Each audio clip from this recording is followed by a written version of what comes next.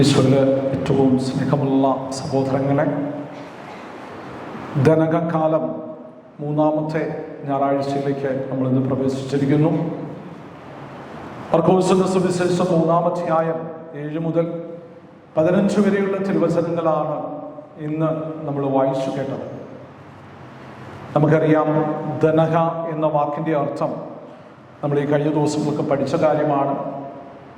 പ്രത്യക്ഷീകരണം എന്നൊക്കെയാണ് മലയാളം അതിൻ്റെ അർത്ഥം.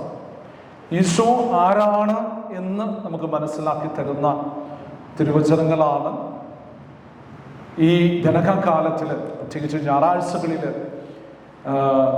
നമുക്ക് ചിന്തിക്കാനും ധ്യാനിക്കാനും ഈശോ തരുന്ന തിരുവചനങ്ങൾ.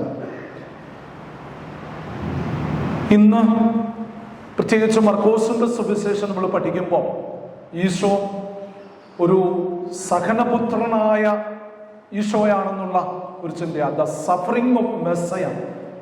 ഈശോയുടെ സഹനത്തിന് കൂടുതൽ പ്രാധാന്യം നൽകുന്ന സുവിശേഷകനാണ് മർക്കോസ് എന്ന് നമുക്ക് കാണാനായിട്ട് സാധിക്കും.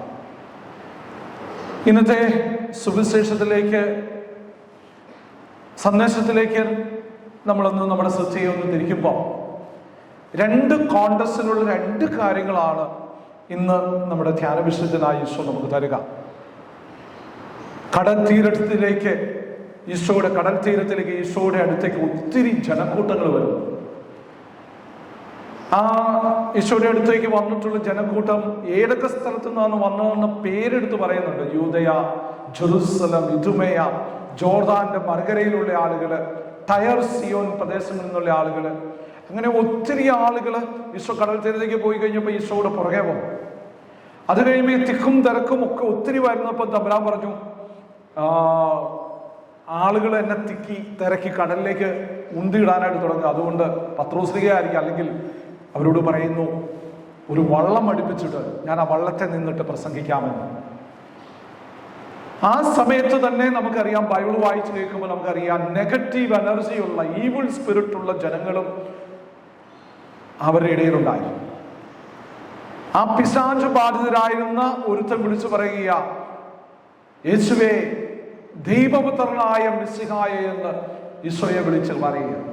പെട്ടെന്ന് തന്നെ ആ മനുഷ്യനോട് മിണ്ടാതിരിക്കാനായിട്ട് പറയുന്നു. കാരണം അതിന്റെ പിന്നിലുള്ള കാര്യം അറിയാം. ഈശോ താൻ ദൈവപുത്രനാണെന്ന് വെളിപ്പെടുത്തേണ്ട സമയം ആയിട്ടില്ല എന്നതിൻ്റെ ഒരു ഉത്തമ ഉദാഹരണമാണ് ഈശോ. അവിടെ ആ ഈവിൾ സ്പിരിറ്റ് ഉള്ള മനുഷ്യൻ പോലും ദൈവപുത്രൻ ആയ മിശിഹ എന്ന് വിളിച്ചു കഴിഞ്ഞപ്പം മിണ്ടാതിരിക്കാനായിട്ട് പറയും. സ്നേഹമുള്ളവരെ, ഇന്നത്തെ ഈ സുവിശേഷത്തിന്റെ 1-ാമത്തെ സന്ദേശവും ഈ ഒരു തിരുവചനങ്ങളിൽ നമുക്ക് മനസ്സിലാക്കി തരുന്ന ഏറ്റവും കാതലായ ആശയം അത് മറ്റൊന്നുമല്ല, ഒരു നിശബ്ദത അല്ലെങ്കിൽ സൈലൻസ് എന്നുള്ളൊരു വലിയ ചിന്തയാണ്. നമുക്കറിയാം, ഇപ്പം സൈലൻസ് എന്നുള്ള കാര്യം വളരെ ബുദ്ധിമുട്ടാണ്. നമുക്ക് പള്ളിയായിട്ട് നമ്മളത് ബ്ലസ് ചെയ്ത നമ്മുടെ മനോഹരമായ ഒരു ദേവാലയം, നമുക്കറിയാം, വേറെ പ്രത്യേകം കോളുകളൊന്നും ഇല്ലാത്ത സമയത്ത് നമ്മൾ ഈ കുർബാനയൊക്കെ കഴിയുമ്പോൾ, അല്ലെങ്കിൽ വേറെ ഏതെങ്കിലും രീതിയിലുള്ളൊരു സാഹചര്യം വരുവാണെങ്കിൽ തന്നെ പള്ളിയാണ് എന്നുള്ളൊരു ചിന്തയില്ലാതെ നമ്മൾ പല കാര്യങ്ങളും സംസാരിക്കും. ചിലപ്പം നമ്മുടെ മനസ്സിൽ വരുന്ന ചിന്തകളെ കുറ്റപ്പെടുത്തും, വിമർശിക്കും, അല്ലെങ്കിൽ വേറെ മനസ്സിൽ വരുന്ന എന്തൊക്കെ കാര്യങ്ങളാണോ അതെല്ലാം നമ്മൾ പറയും. അതുകൊണ്ട് തന്നെ നമുക്കറിയാം, പലപ്പോഴും ആ നിശബ്ദത എന്നുള്ളൊരു കാര്യം, തമ്പുരാൻ നമ്മുടെ പള്ളിയിലുണ്ട് എന്നുള്ളൊരു ചിന്ത പലപ്പോഴും നമുക്ക് മാറിപ്പോകും. ഇപ്പം നമുക്കറിയാം, ഒരു കർട്ടനൊക്കെ ഇട്ട് ഈശോയെ അങ്ങനെ മൂടി വെച്ച്, ഇത് പ്രത്യേകിച്ച് രീതിയിൽ നമുക്കറിയാം അതിൻ്റെ ഒരു പവിത്രത നമ്മളൊന്ന് കാത്തു സൂക്ഷിക്കണമെന്നുള്ളൊരു സിംബോളിക് അടയാളമാണ് ഈ ഓൾട്ടർ വെയിൽ എന്നുള്ളൊരു കാര്യം. അതിന് വേറെ കാര്യങ്ങളൊക്കെ ഉണ്ട്. ഞാൻ പറഞ്ഞു വരുന്ന കാര്യം മറ്റൊന്നുമല്ല, സൈലൻസ് കീപ്പ് ചെയ്യാനായിട്ട് ഭയങ്കര ബുദ്ധിമുട്ടാണ്. നമുക്കറിയാം, ഇപ്പം എവിടെ നോക്കിയാലും നമ്മൾ അല്പം ഫ്രീ ടൈം കിട്ടുകയാണെങ്കിലും പല രീതിയിൽ ഒന്നും ചിന്തയില്ലാതെ എന്തുമാത്രം കാര്യങ്ങളാണ് പറയുക. ഇപ്പം നമ്മുടെ TV ഒന്ന് ഓൺ ചെയ്ത് കഴിഞ്ഞ് കഴിഞ്ഞാൽ, പ്രത്യേകിച്ച് ന്യൂസ് ചാനലൊക്കെ ഒന്ന് വെച്ച് കഴിഞ്ഞ് കഴിഞ്ഞാൽ, പോസിറ്റീവും നെഗറ്റീവുമായിട്ടുള്ള കാര്യങ്ങൾ, സത്യമായിട്ടുള്ള കാര്യങ്ങൾ, അർത്ഥസത്യമായിട്ടുള്ള കാര്യങ്ങൾ, അതുപോലെ തന്നെ പല രീതിയിൽ നെഗറ്റീവായിട്ടുള്ള കാര്യങ്ങളൊക്കെ ഇങ്ങനെ എടുത്തു വെച്ചിട്ട് അതിങ്ങനെ പറഞ്ഞ് ഇങ്ങനെ പോകുന്ന ഒരു കാര്യം.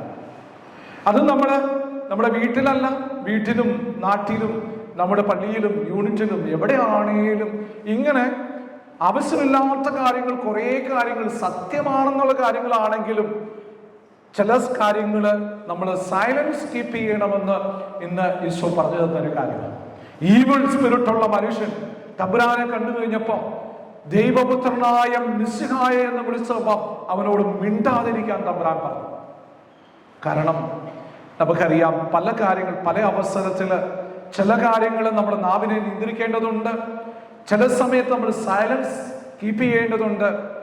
അതൊക്കെ ഈശോ ഇന്ന് ഓർമ്മിപ്പിച്ച് തരുന്ന ഏറ്റവും മനോഹരമായ കാര്യം.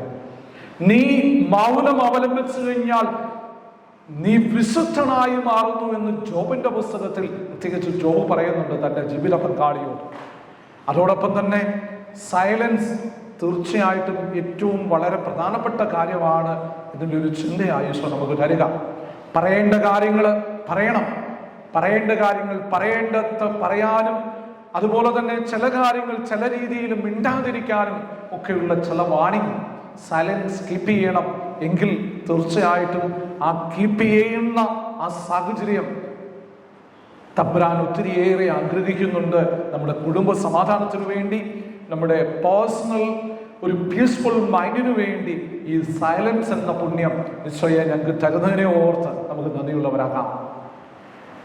രണ്ടാമത്തെ കാര്യം, ഈശോ 12 ശിഷ്യന്മാരെ വിളിക്കുന്ന മനോഹരമായ കാര്യം. ഈ കടൽ തീരത്തെ പ്രസംഗമൊക്കെ കഴിഞ്ഞ് ഈശോ മലമുകളിലേക്കാണ് പോകുന്നത്.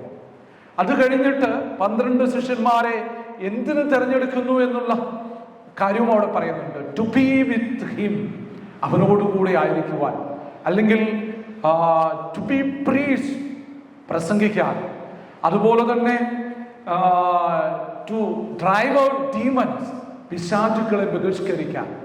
ഈ 3 കാര്യങ്ങളാണ് ഈശോയുടെ മനസ്സിലുണ്ടായിരുന്നത് ഡിസൈപ്പിൾസിനെ തിരഞ്ഞെടുക്കാൻ വേണ്ടി. ആ 3 കാര്യങ്ങളിൽ എനിക്ക് തോന്നുന്നു ഒരു കാര്യം മാത്രം ഈ ഞായറാഴ്ച നമ്മൾ ചിന്തിച്ചാൽ മതി. രണ്ടാമത്തെ സന്ദേശം, ഈശോ ശിഷ്യന്മാരെ തിരഞ്ഞെടുത്ത ആദ്യത്തെ ഉദ്ദേശം ടു ബി വിത്ത് ഹിം, ഈശോയോടുകൂടെ ആയിരിക്കാൻ. അങ്ങനെ ഈ ഒരു ചിന്ത നമ്മുടെ മനസ്സിലേക്ക് പെട്ടെന്ന് കൂട്ടിക്കൊണ്ട് വരുമ്പോൾ നമുക്കറിയാം നമ്മളും ഇന്ന് ഒരു എക്സാമിനേഷൻ ഓഫ് കോൺഷ്യൻസ് തീർച്ചയായിട്ടും നടത്തണം. ടു ബി വിത്ത് ഹിം എന്നുള്ളൊരു ചിന്ത മനസ്സിലൊന്ന് ഓർത്ത്, ഞാൻ ഈശോയുടെ കൂടെയാണോ? ആ ഈശോയുടെ സാന്നിധ്യം ഞാൻ എൻ്റെ ജീവിതത്തിലുണ്ടോ? എൻ്റെ വീട്ടില്, എൻ്റെ സാഹചര്യത്തില്, ഞാനായിരിക്കുന്ന അവസ്ഥയിൽ, അതുപോലെ തന്നെ എൻ്റെ ജീവിതത്തിലെ ഇന്ന് 24 hours ഒരു 10-1 അംശത്തില് തബ്രാനോടുകൂടി ആയിരിക്കാനായിട്ട് സാധിക്കുന്നുണ്ട്. ഇപ്പൊ പള്ളിയിൽ നമുക്ക് കുർബാനയ്ക്ക് വരും, എൻ്റെ മൈൻഡ് എവിടെയാണ്, എൻ്റെ ചിന്തകള്, അതുപോലെ തന്നെ ഇവിടെ ഇരിക്കുമ്പോൾ തന്നെ എന്തുമാത്രം കാര്യങ്ങൾ എൻ്റെ മനസ്സിലേക്ക് വരിക. ആ ജീസസ് എക്സ്പീരിയൻസ് എനിക്ക് ഫീൽ ചെയ്യാനായിട്ട് സാധിക്കുന്നുണ്ട്. അതുപോലെ തന്നെ കുർബാന, എൻ്റെ കുടുംബ പ്രാർത്ഥന, എൻ്റെ വീട്ടിലെ പ്രാർത്ഥന, ബൈബിൾ റീഡിങ്, എൻ്റെ പേഴ്സണൽ പ്രയർ, ഈ കാര്യങ്ങൾക്കൊക്കെ വേണ്ടി എനിക്ക് കിട്ടിയിരിക്കുന്ന ടൈമിൽ ഞാൻ എത്ര പ്രാവശ്യം, എത്ര രീതിയിൽ ടു ബി വിത്ത് ഹിം, എൻ്റെ ഈശോയോട് കൂടി ആയിരിക്കാൻ ഞാൻ എന്തുമാത്രം സമയം കളയാം, അല്ലെങ്കിൽ സമയം ഉപയോഗപ്പെടുത്തുന്നുണ്ട്. അതാ അച്ഛൻ പറഞ്ഞത്, ഒരു എക്സാമിനേഷൻ കോൺഷ്യസ് ചെയ്യണം. തബ്രാനോടുകൂടി ആയിരിക്കാൻ, ടു ബി വിത്ത് ഹിം. തൻ്റെ ഡിസൈപ്പിളിനെ ഈശോ ക്ഷണിച്ചത് ഈ ഈശോയോട് കൂടെ ആയിരിക്കാൻ വേണ്ടിയാണ്. അതുകൊണ്ട് ഈ ഒറ്റ കാര്യം മാത്രം നമ്മുടെ മനസ്സിലേക്കിട്ട് അല്പം കൂടി ഈശോയോട് കൂടി ആയിരിക്കാൻ, എൻ്റെ കുടുംബത്തെ ഒന്ന് ശ്രദ്ധിക്കാൻ, എനിക്ക് വിശ്വാസത്തിൽ ആഴപ്പെടാൻ, എൻ്റെ മക്കളുടെ സ്പിരിച്വാലിറ്റി, എൻ്റെ സ്പിരിച്വാലിറ്റി, അതുപോലെ തന്നെ എനിക്ക് ഈശോയെ കൊടുക്കാൻ പറ്റുന്നൊരു കാര്യങ്ങൾ, അവരെ ഒന്ന് സ്നേഹിച്ചുകൊണ്ട് ഈശോയെ ഒന്ന് പറഞ്ഞു കൊടുക്കാനായിട്ടുള്ള കാര്യങ്ങൾ, ഈശോയെ എനിക്ക് തരണേ എന്നുള്ള ഈശോയുടെ മനസ്സ് സൂക്ഷിക്കാം, മറക്കാതിരിക്കുക. ടു ബി വിത്ത് ഹിം, ഈശോയോട് കൂടി ആയിരിക്കാൻ ഈശോ എന്നെ ഒരു ക്രിസ്ത്യാനിയായി തിരഞ്ഞെടുത്തു. സ്നേഹമുള്ളവരെ, ഒരു കാര്യം കൂടി നമ്മളൊന്ന് മനസ്സിലാക്കേണ്ടതുണ്ട് ഇന്നത്തെ സുവിശേഷത്തിലൂടെ. അത് മറ്റൊന്നുമല്ല, ഈശോ 12 ശിഷ്യന്മാരെ തിരഞ്ഞെടുത്തു. ഞാൻ ഇന്ന് ക്ലോസ് ആയി ബൈബിൾ ഒന്ന് വായിച്ചു കഴിഞ്ഞപ്പോൾ എനിക്ക് തോന്നി ഈശോയുടെ ശിഷ്യന്മാര് വളരെ ഡിഫറൻ്റ് ആയിട്ടുള്ള ജോലി ചെയ്യുന്ന ആളുകള്, പ്രായമുള്ള ആളുകള്, പ്രായമില്ലാത്ത ആളുകള്, അതുപോലെ തന്നെ വിവിധ സ്വഭാവമുള്ള ആളുകൾ ഒക്കെയാണ് ഈശോ തെരഞ്ഞെടുത്തത്. നമ്മൾ ക്ലോസ് ആയിരുന്നു പഠിക്കുമ്പോൾ പത്രോസ്ലീഹായ്ക്ക് ഒത്തിരി പ്രായം ഉണ്ടായിരുന്നു. നമ്മുടെ എനിക്ക് തോന്നുന്നു ഒരു ഗ്രാൻഡ് പേരന്റ് ആയിട്ടുള്ള പത്രോസ്ലീഹ. യോഹന്നാൻ വളരെ യൂത്ത്ഫുൾനെസ് ആയിട്ടുള്ള ഒരു വ്യക്തിയായിരുന്നു.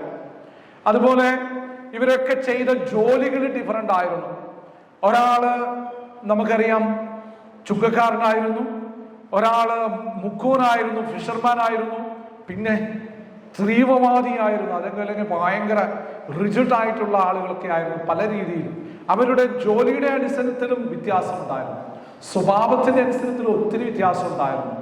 നമുക്കറിയാം ചിലർക്ക് ഇൻഫീരിയോറിറ്റി കോംപ്ലക്സ് ഉള്ള വ്യക്തികളായിരുന്നു, ചിലർക്ക് സുപ്പീരിയോറിറ്റി കോംപ്ലക്സസ് ഉള്ള വ്യക്തിയായിരുന്നു, ചിലർ ഭയങ്കര മുൻകോപക്കാരായിരുന്നു. അതുപോലെ തന്നെ പൈസയോട് കുറെ താല്പര്യമുള്ള ആളുകളായിരുന്നു, വളരെ നെഗറ്റീവ് എനർജിയുള്ള ആളായിരുന്നു. അതുപോലെ പ്രത്യേക ജോലിയൊന്നും ചെയ്യാതെ ഉറക്കം തൂങ്ങിയിരിക്കുന്ന ആളുകളായിരുന്നു. അങ്ങനെ നമുക്കറിയാം ഈ 12 ശിഷ്യന്മാരുടെയും പോസിറ്റിവിറ്റിയും നെഗറ്റിവിറ്റിയും ഒക്കെ എടുത്തു വെച്ച് നോക്കുമ്പോൾ അവരുടെ ക്വാളിറ്റിക്കും ക്വാണ്ടിറ്റിക്കും അതുപോലെ സ്വഭാവത്തിനും ഒക്കെ ഒത്തിരി ഡിഫറൻസ് ഉണ്ടായിരുന്നു. ഈ ഡിഫറൻറ്റ് ആയിട്ടുള്ള അല്ലെങ്കിൽ പേഴ്സണാലിറ്റിയുള്ള ആളുകളെയൊക്കെ ഒരുമിച്ച് കൂട്ടി തമ്പുരാൻ അവരെ ബഹുമാനിച്ചു, അംഗീകരിച്ചു, ഒരുമിച്ച് കൂട്ടി അത് കൊണ്ടുപോയപ്പോൾ വലിയ യൂണിറ്റിയായി, ഐക്യമായി, അത് ഏറ്റവും വലിയൊരു സന്തോഷമായി. എനിക്ക് തോന്നുന്നു ഇതേ ഒരു കാര്യം തന്നെയാണ് നമ്മളും ചെയ്യേണ്ടത്. നമുക്കറിയാം നമ്മുടെ കാറ്റഗിസം കുട്ടികൾ 10 പേരുണ്ടെങ്കിൽ ആ 10 പേരും ഡിഫറെന്റ് ബാക്ക്ഗ്രൗണ്ടിൽ അവരുടെ അപ്പനെയും അമ്മയും കുറേ സ്നേഹിച്ച് വളരുന്നവരാകാം, അതുപോലെ തന്നെ ഒരു കുഞ്ഞുള്ള വ്യക്തിയാകാം, അതുപോലെ തന്നെ പ്രത്യേകിച്ച് നല്ല സ്പിരിച്വാലിറ്റി വളർത്തിക്കൊണ്ടുവരുന്ന കാര്യങ്ങളാകാം, അപ്പൻ്റെ അമ്മയുടെയും ജോലി വ്യത്യാസമാകാം, ഒരാൾ ബിസിനസ്സുകാരനാകാം, ഒരാൾ ജോലി ചെയ്യുന്ന വ്യക്തികളാകാം, അല്ലെങ്കിൽ പണത്തിന്റെ രീതിയിൽ ഒത്തിരി ഹയർ ഗ്രേഡിൽ നിൽക്കുന്ന ആളുകളാകാം, ചിലർ ലോ ഗ്രേഡിൽ നിൽക്കുന്ന ആളുകളാകാം. എങ്കിൽ തന്നെ നമ്മുടെ കാറ്റഗിസം കുട്ടികളുടെ കാര്യത്തിലാണെങ്കിലും, നമ്മുടെ യൂണിറ്റിന്റെ കാര്യത്തിലാണെങ്കിലും, ഇടവകയുടെ കാര്യത്തിലാണെങ്കിലും, ഓഫീസിലുള്ള കാര്യത്തിലാണെങ്കിലും ഈ ഡിഫറൻസ്, ഡൈവേഴ്സിറ്റി തീർച്ചയായും നമ്മുടെ ഇടയിലുണ്ട്. ഒരാളെ പോലെയല്ല മറ്റുള്ളവര്, എല്ലാം ഡിഫറൻ്റാണ്. അങ്ങനെ വരുമ്പം ഇവരെല്ലാം കൂടെ ഒരുമിച്ച് ചേരുന്നതാണ് തമ്പുരാന്റെ 12 ശിഷ്യന്മാര് എന്നുള്ള വലിയ ചിന്ത തന്നിട്ട് ഈ ഡിഫറൻസ് തീർച്ചയായും നിങ്ങൾ ഒരുമിച്ച് കൂട്ടുമ്പോൾ ഡിഫറൻ്റ് ആയിട്ടുള്ള ബുദ്ധി തന്ന്, പഠിക്കാനായിട്ടുള്ള സാഹചര്യം തന്ന്, എല്ലാം തന്ന്, എല്ലാം ഡിഫറൻ്റ് ആയിട്ട് തരുമ്പം അതെല്ലാം കൂടി ഒരുമിച്ച് ചേരുമ്പം അംഗീകരിക്കുമ്പോൾ, അവരെ അംഗീകരിക്കുമ്പോൾ, ബഹുമാനിക്കുമ്പം, വന്ദിക്കുമ്പം ഒക്കെ തീർച്ചയായും നമ്മളും ഈശോയെ പോലെ ആകിയ വലിയ വലിയ കാര്യങ്ങൾ ചെയ്യാൻ നമുക്ക് സാധിക്കുമെന്നുള്ള വലിയ ചിന്തയാണ് ഞാൻ പലപ്പോഴും ചിന്തിച്ചിട്ടുണ്ട്. നമുക്കറിയാം എല്ലാ വർഷവും നമ്മൾ പള്ളിപ്പെരുന്നാൾ നടത്തുന്നു. ഈ വ്യാഴാഴ്ച മുതൽ നമ്മൾ തുടങ്ങുകയാണ്. സകലം മരിച്ചവരെ ഓർത്ത് നമ്മൾ പ്രാർത്ഥിക്കുന്നു. നമ്മുടെ കുടുംബങ്ങളിൽ നിന്ന് മരിച്ചു പോയിട്ടുള്ള നമ്മുടെ പ്രിയപ്പെട്ടവർ, അപ്പൻ, അമ്മ, ഗ്രാൻഡ് ഫാദർ, ഗ്രാൻഡ് പേരൻസ്, അതുപോലെ തന്നെ നമ്മുടെ മക്കളാകാം, ബന്ധുക്കളാകാം, പെട്ടെന്ന് മരിച്ചവരാകാം, ആക്സിഡന്റ് മരിച്ചവരാകാം, ഇവരെയൊക്കെ ഒന്ന് ഓർത്ത് പ്രാർത്ഥിച്ച്, പ്രത്യേകിച്ച് ഇന്ന് ജീവിച്ചിരിക്കുന്ന നമ്മളാണ് അവർക്ക് ഏതെങ്കിലും രീതിയിൽ ഒരു സപ്പോർട്ട് കൊടുക്കേണ്ടത് എന്നുള്ള വലിയ ചിന്തയാണ്. കാരണം നമ്മൾ പഠിച്ചിട്ടുണ്ട് പർവറ്ററിയുടെ കാര്യം, സ്വർഗത്തിലെത്തുന്ന കാര്യം, പെട്ടെന്ന് മരിച്ച ഒരു ഉദാസ് സ്വീകരിക്കാതെ മരിക്കുന്നു, അതുപോലെ നെഗറ്റീവ് എനർജിയോടുകൂടെ മരിച്ച സാഹചര്യങ്ങളാകാം. ഇവരെയൊക്കെ ഒന്ന് ഓർത്തു പ്രാർത്ഥിച്ച് പരിശുദ്ധ കുർബാനയിൽ പ്രാർത്ഥിക്കാൻ, പെരുന്നാളിനോട് ഒരു ഒരുക്കത്തോടെ പ്രാർത്ഥിക്കാൻ തമ്പുരാൻ ഒരുക്കുന്ന ഒരു സാഹചര്യമാണ്. അതുകൊണ്ട് തന്നെ നമുക്കറിയാം 25-ാം തീയതി നമ്മൾ പള്ളിപ്പെരുന്നാൾ തുടങ്ങുമ്പോൾ മരിച്ചുപോയവരെ ഓർത്ത് പ്രാർത്ഥിക്കണം എന്നുള്ള വലിയ ചിന്തയാണ്. അതുകൊണ്ട് ആ ചിന്ത മനസ്സിൽ ഓർക്കുക. എൻ്റെ കുടുംബത്തിൽ നിന്ന് മരിച്ചുപോയവരെ ഓർത്ത് പ്രാർത്ഥിക്കാൻ തന്നിരിക്കുന്ന ഈ അവസരം ഈശോയെ ഉപയോഗപ്പെടുത്താനുള്ള കൃപ ഈശോയെ തരണേ എന്ന് പ്രത്യേകം പ്രാർത്ഥിക്കുക. അതുപോലെ തന്നെ നമുക്കറിയാം ഓരോ ദിവസവും നമ്മളിങ്ങനെ പ്ലാൻ ചെയ്ത് വെച്ചിട്ടുണ്ട്. 26-ാം തീയതി മുതൽ ഫെബ്രുവരി മാസം 4-ാം തീയതി വരെ. ചിലപ്പം നമ്മുടെ യൂണിറ്റുകളാകാം, ചിലപ്പം നമ്മുടെ അസോസിയേഷനാകാം, ചിലപ്പം നമുക്കറിയാം 2-3 സോണുകൾ ചേർന്നിട്ടൊക്കെ ആകാം. അത് നമ്മുടെ ലീഡർഷിപ്പ് ടാലന്റ് വളർത്താൻ തമ്പുരാൻ 12 ശിഷ്യന്മാരെ തെരഞ്ഞെടുത്ത്, 12 കഴിവുള്ളവരെ തെരഞ്ഞെടുത്ത് ഒരുമിച്ച് കൂട്ടിയപ്പം അതൊരു വലിയ, ഇന്ന് നമുക്കറിയാം 2023 വർഷങ്ങൾ കഴിഞ്ഞ് 24-ാമത്തെ വർഷത്തിലും നമ്മുടെ ചങ്കിൽ ഈശോ നമ്മുടെ സേവിയറാണ്. ആ യുണീക് സ്പിരിറ്റ് നമ്മൾ കീപ്പ് ചെയ്യുന്നുണ്ടെങ്കിൽ ഈശോയുടെ മാനസമെന്ന് നമ്മൾ കണ്ടുപിടിക്കും. പിടിച്ചേ പറ്റൂ. Jesus the chief executive officer എന്നുള്ളൊരു പുസ്തകമൊക്കെ ഉണ്ട്, പിള്ളേർക്കൊന്ന് വാങ്ങിച്ചു കൊടുക്കുക. കാരണം ഏറ്റവും അറിവില്ലാത്ത ആളുകൾ, മുക്കുവന്മാരായിട്ടുള്ള ആളുകൾ, എടുത്തുചാട്ടക്കാരുള്ള ആളുകൾ, തീവ്രവാദിക്കാരിയുള്ള ആളുകൾ, ഇവരെയൊക്കെ ഒരുമിച്ച് കൂട്ടി ലോകം മുഴുവൻ തമ്പുരാന്റെ സുവിശേഷം പ്രഘോഷിക്കാൻ തമ്പുരാൻ അയച്ചെങ്കിൽ എനിക്ക് തോന്നുന്നു ഒത്തിരി ടാലന്റുകൾ തീർച്ചയായിട്ടും നമ്മുടെ യൂണിറ്റിലുള്ളവർക്കുണ്ട്. വലിയ വലിയ കമ്പനികളിൽ ജോലി ചെയ്യുന്ന ആളുകളുണ്ട്, ടീച്ചേഴ്സ് ഉണ്ട്, ബിസിനസ്സുകാരുണ്ട്, പല രീതിയിലുള്ള ടാലന്റുകൾ തെളിയിച്ചിട്ടുള്ള സാഹചര്യങ്ങളുണ്ട്. ഇന്ന് ഒരുമിച്ച് കൂടി നമ്മുടെ ഇടവക ഫീസ്റ്റ് ഏറ്റവും മനോഹരമാക്കാൻ, നിങ്ങളിൽ ഓരോരുത്തരും നിശ്ചിതമായിരിക്കുന്ന കാര്യങ്ങൾ എല്ലാവരും കൂടി ഒന്ന് ഒരുമിച്ച് കൂടുമ്പം യൂണിറ്റ് ലീഡേഴ്സ് നിങ്ങളുടെ ആ ലീഡർ സ്പിരിറ്റ് ഒന്ന് തീർച്ചയായിട്ടും ഒന്ന് കാണിച്ചു കൊടുക്കുക. അതുപോലെ തന്നെ അമ്മമാരും അപ്പന്മാരും യൂത്തും ഒക്കെ ഒരുമിച്ച് ചേരുന്ന ഒരു സാഹചര്യം. പ്രത്യേകിച്ച് നമുക്കറിയാം, നമ്മുടെ ജനുവരി മാസം 18-ാം തീയതി മുതൽ 25-ാം തീയതി വരെ യൂണിറ്റി ഒക്ടേവ് എന്നുള്ള വലിയ സഭയ്ക്ക് പ്രാർത്ഥന നടക്കുന്ന സാഹചര്യങ്ങളോടെയാണ്. കഴിഞ്ഞ ദിവസം ഇതിന് ഓർമ്മിപ്പിച്ചിരുന്നു, നമ്മുടെ സഭ ഐക്യത്തിനു വേണ്ടി പ്രാർത്ഥിക്കാൻ.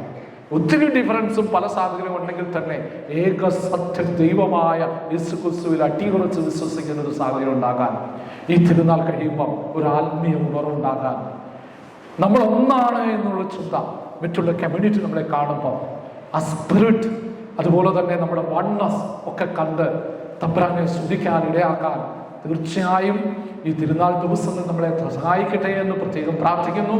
അതിനായി ഓരോരുത്തർക്കും തന്നിട്ടുള്ള റെസ്പോൺസിബിലിറ്റി, തമ്പുരാൻ വിവിധ കഴിവുകൾ തന്നിട്ടുണ്ടെങ്കിൽ കഴിവുകൾ ഉപയോഗിക്കാൻ, അത് ഏറ്റവും ഭംഗിയാക്കാൻ ഈശോയെ സഹായിക്കണേ എന്ന് പ്രത്യേകം നമുക്ക് പ്രാർത്ഥിക്കാം.